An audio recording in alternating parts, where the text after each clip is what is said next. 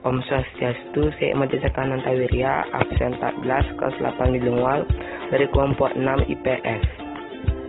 Di sini saya akan menjelaskan tentang pakaian adat Papua. Pakaian adat Papua terdiri dari 6. Pertama adalah koteka. Koteka ini adalah pakaian khas adat Papua yang terbuat dari labu air yang menonjolkan keunikan khas Papua, tepatnya oleh pria. Fungsi dari koteka ini adalah menutup area kemaluan pria. Koteka ini sudah diuji standar kesopanan yang dianut oleh masyarakat Papua. Cara pembuatan koteka yang pertama adalah pengambilan daging labu udara. Setelah itu dikeringkan dan dibentuk meruncing dan diisi tali agar bisa diikat di pinggang. Koteka ini bisa dibagi menjadi dua, yaitu koteka yang dipakai sehari-hari dan koteka yang dipakai untuk upacara adat. Koteka yang dipakai sehari-hari tidak memiliki ukiran atau keunikan ukiran khas Papua, sedangkan koteka yang dipakai untuk upacara adat memiliki ukiran khas Papua. Yang kedua, rok rumbai. Rok rumbai adalah rok yang terbuat dari sagu kering ataupun ijuk yang dipakai para wanita. Pemilihan bahan alami ini merupakan keunikan dalam pembuatan rok rumbai. Para masyarakat yang tinggal di pedalaman mengawasi para wanita yang memakai rok rumbai tanpa atasan. Mereka menggunakan lukisan motif khas Papua untuk atasannya. Namun ada saja para wanita ataupun para pria yang memakai rok rumbai ini di kepala sebagai atasan topi. Rok rumbai ini biasanya dipakai untuk sehari-hari maupun upacara-upacara adat. Tiga adalah yokai. Pakaian yokai ini sudah sangat terkenal dan masih dilestarikan oleh masyarakat Papua karena nilai filosofisnya. Nilai filosofis dari yokai ini adalah kedekatan manusia dengan alamnya. Hal ini dapat dilihat dari penggunaan yokai yang banyak didominasi oleh masyarakat pedalaman Papua.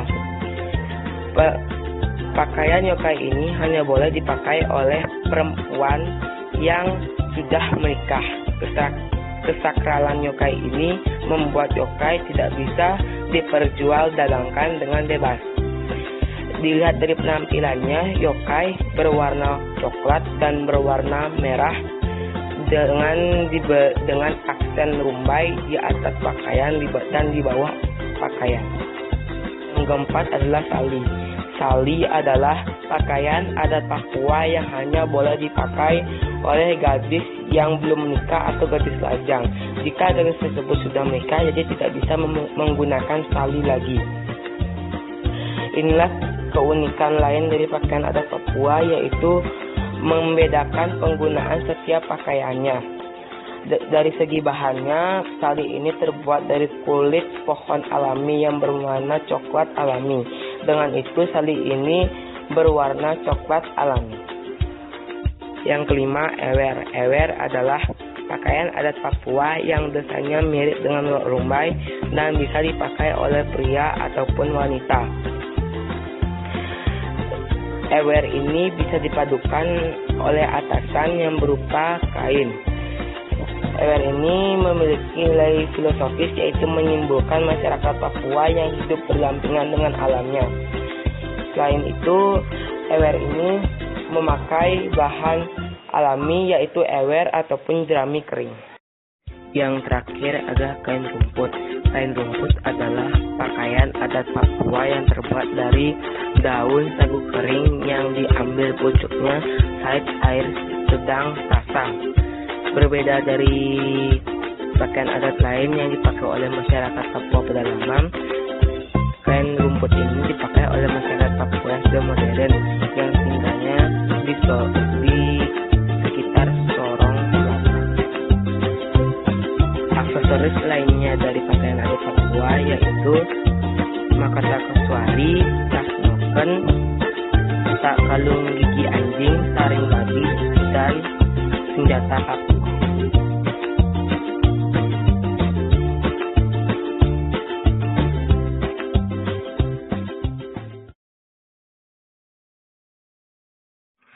Om Swastiastu. Perkenalkan, nama saya Agustin Rama Aridivya, absen 12 dari kelas 8D. Hari ini saya akan mempresentasikan pakaian adat Bali. Ciri pakaian adat Bali. Busana khas Bali mempunyai ciri dan karakteristik sesuai jiwa dan unsur budaya Bali. Pria dan wanita masing-masing memiliki jenis pakaian berbeda, meliputi bahan pembuatan, model atau bentuk, serta aksesoris pelengkap dan perhiasan. Jenis pakaian tradisional Bali. Yang pertama, payas agung. Payas agung adalah pakaian tradisional Bali yang menampilkan kesan mewah dan sangat spesial. Baju ini tidak dikenakan dalam aktivitas harian dan biasanya hanya dipakai saat upacara pernikahan. Yang kedua, payas madya. Tidak seperti payas agung, payas madya lebih fleksibel dalam penggunaannya. Pakaian adat di Bali ini bisa dikenakan untuk aktivitas sehari-hari serta acara pemakaian tidak ketat. Yang ketiga, payas alit. Payas alit dikenakan oleh masyarakat Bali dengan hiasan kepala berupa udeng atau ikat kepala, dan itu juga dilengkapi dengan kamen di bagian pinggang untuk laki-laki, sedangkan untuk perempuan akan mengadakan kebaikan Bali yang dilengkapi kamen dan selendang. Unsur-unsur pakaian adat Bali. Yang pertama, baju safari. Yang kedua, udeng. Yang ketiga, kamen. Yang keempat, kebaya Bali. Yang kelima, selendang. Yang keenam, sanggul atau pusung. Yang ketujuh, kemeja putih. Yang kedelapan, sabuk parade.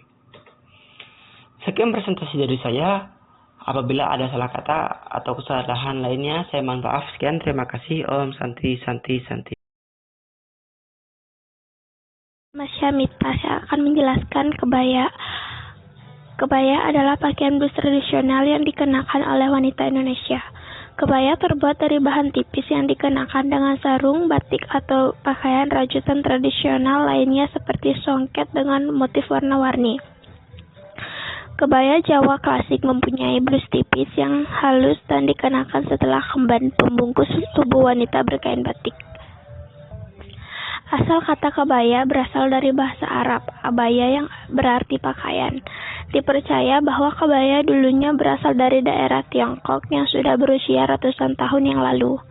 Kemudian penggunaan busana kebaya mulai menyebar dari Malaka, Jawa, Bali, Sumatera, dan Sulawesi. Awalnya, sebelum tahun 1600, kebaya merupakan busana yang dipakai wanita Jawa, khususnya di daerah Yogyakarta dan Surakarta, Jawa Tengah. Seperti busana yang sering digunakan R.A. Kartini adalah kebaya tradisi dari daerah Jawa Tengah. Halo, nama saya Firda.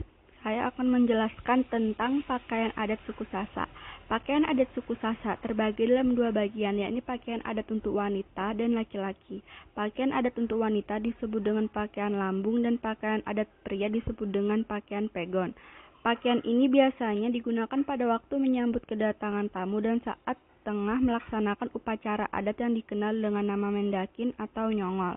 Bentuk pakaian berupa model kerah berbentuk V yang diberi hiasan pada bagian gigir baju. Saya akan menjelaskan tentang pakaian adat wanita atau pakaian lambung. Pangkak merupakan mahkota emas berbentuk bunga cempaka dan mawar yang diselipkan di sela konde atau sanggul. Tangkong merupakan baju yang terbuat dari bahan beludur atau brokat berwarna gelap. Tongkak merupakan kain sabuk panjang yang dililitkan pada pinggang dengan bagian ujung rumbai berada di sebelah kiri. Lempet merupakan kain tenun panjang dengan corak khas Lombok yang disampingkan di pundak sebelah kiri. Kereng merupakan kain tenun songket khas Lombok yang dililitkan pada pinggang hingga batas mata kaki.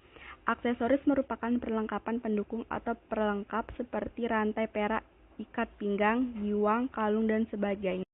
Pakaian adat pria atau pakaian pegon. Capuk atau sapuk merupakan mahkota yang ditaruh di atas kepala. Pegon merupakan baju yang mendapat pengaruh adat Jawa dan mengadopsi model jas Eropa.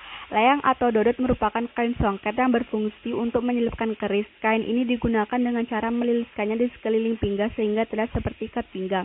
Kain dengan wiro merupakan kain yang digunakan sebagai penutup tubuh bagian bawah yang dililitkan dari pinggang hingga sebatas mata kaki dengan ujung tengah lurus menjuntai ke bawah. Keris merupakan perlengkap atau pendukung. Selendang umbak merupakan sabuk yang khusus diperuntukkan bagi para pemangku adat atau pengayom masyarakat yang dibuat dengan ritual khusus dalam keluarga Sasak. Jenis kain yang digunakan umumnya berwarna merah dan hitam dengan panjang berkisar 4 meter yang dihiasi dengan kepeng bolong. Terima kasih.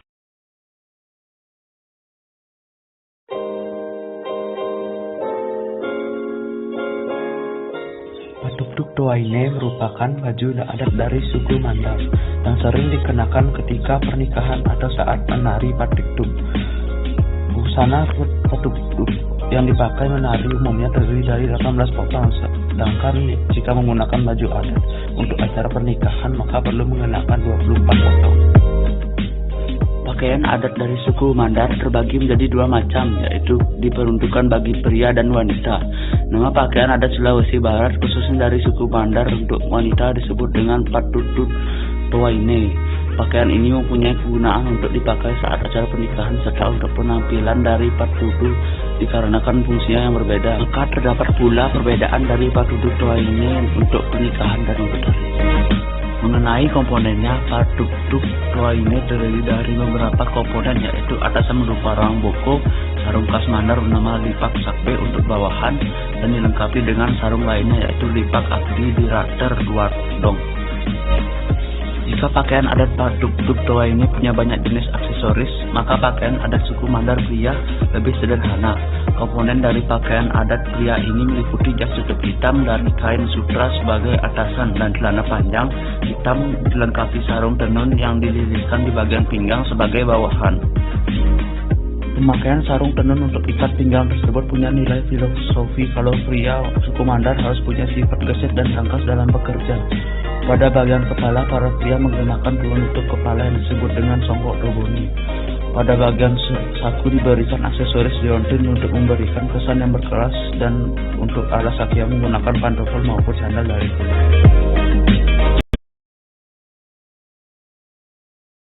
Yang pertama, teluk belanga. Teluk belanga adalah pakaian adat Kepulauan Riau untuk pria yang berwarna polos. Teluk belanga dipadukan dengan celana panjang yang sewarna dan sarung yang dipakai sebatas lutut yang berfungsi sebagai selendang. Pakaian adat ini telah menjadi pakaian adat yang ditetapkan oleh pemerintah Indonesia sebagai ikon pakaian adat dari Riau untuk pria. Teluk belanga mempunyai ciri khas pada bagian leher baju yang berbentuk bulat dan dilengkapi dengan satu buah kancing. Yang kedua, kebaya labuh. Kebaya labuh adalah pakaian adat Kepulauan Riau untuk wanita yang berbentuk kebaya dengan panjang hingga sebawah lutut. Pakaian adat ini telah ditetapkan oleh pemerintah Indonesia sebagai ikon pakaian adat Riau untuk wanita.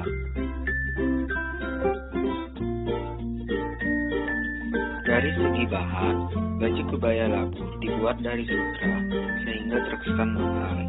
Dari bentuknya, baju kebaya labuh punya ukuran panjang yang sama dengan burung, yakni mencapai lutut. Tetapi pada bagian bawah bajunya agak melebar dan menyerupai bentuk labu. Untuk bagian depannya juga dilengkapi dengan kancing sebanyak 3 buah.